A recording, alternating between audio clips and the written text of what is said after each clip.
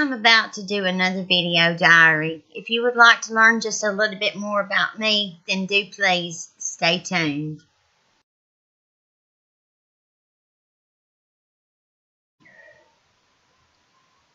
Hello. I forgot to remind you that I've been in recovery since 1997.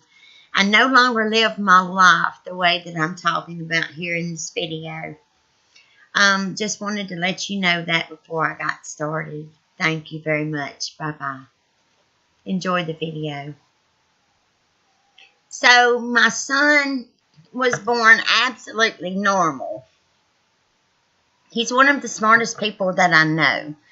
He's 30-something years old now. Let's see, he was born in 86, 96, 2006, 7, 8, 9, 10, 11, 12, 13, 14, 15, 16. He is 30. He's 30 years old, and like I said, he's one of the smartest people that I know. So my drug use did not damage my fetus, thank God. But it was a nightmare for me going through my pregnancy, knowing that I had done that early in my pregnancy and didn't know that I was pregnant. So I wouldn't do drugs for another couple of years. Not really. I mean, we, a couple of times we'd get a little cocaine and sniff it, and it wasn't often. But,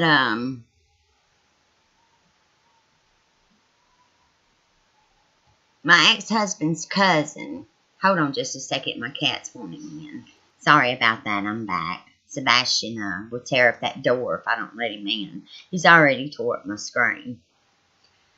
My ex-husband's cousin started hanging around, and I do believe he's the one that talked my ex into the business of selling drugs. You know, it has to be something else to walk into a room full of people that want what you have.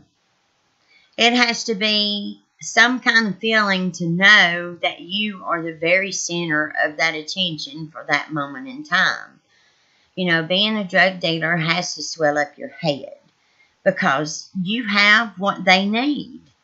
And that can put you up on a pedestal.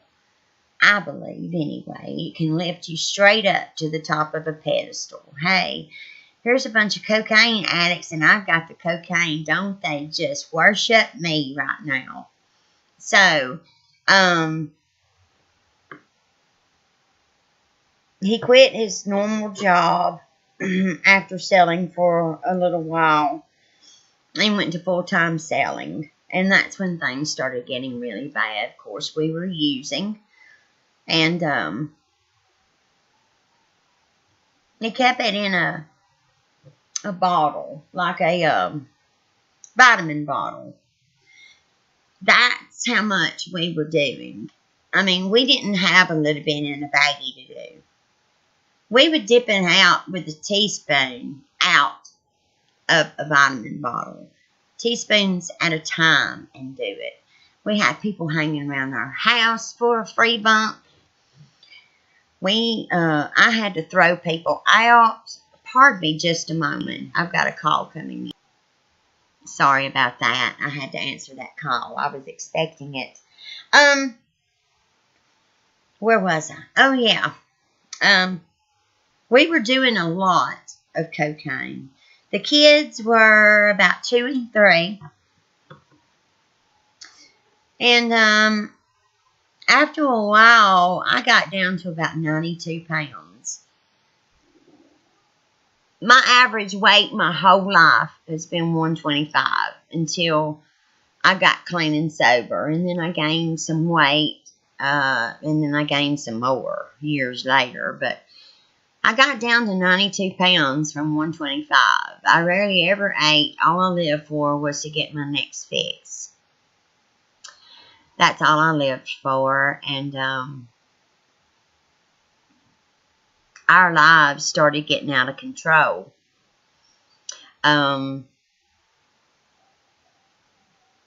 We would sleep all day, stay up all night, and sleep all day. And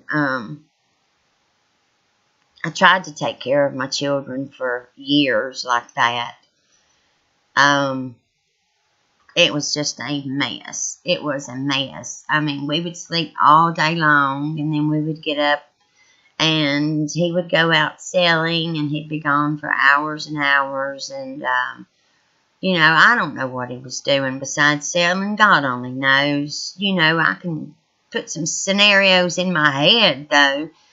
I mean, this man is a cocaine dealer, and there's lots of women out there that would like to have the cocaine that he has, and a lot of men, too.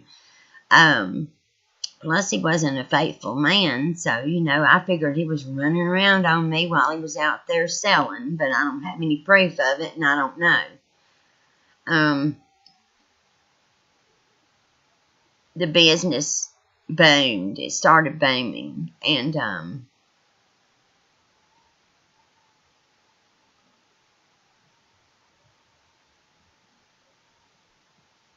we did that for years. And when my children were 6 and 7, Stephanie was in first grade, Jonathan was in kindergarten.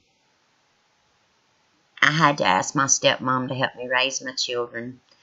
By then, I was a strung out junkie, a terrible junkie. Whenever I knew I was fixing to get high, I would start throwing up. I would puke and puke. And I'd have to stop the hurling long enough to get my first hit. As soon as I got my first hit of crack, you know, I'd stop throwing up. But my body betrayed me every time that he would pull up in the yard, and I know that we were fixing to get high, I would start throwing up. And this went on and on for years, and I'll tell you some more details, but I'm going to do it next time. Everybody be safe. Be kind to one another, because you're not promised tomorrow. You never are. And I will see you soon in another upload. Bye-bye, everybody. Have a wonderful day.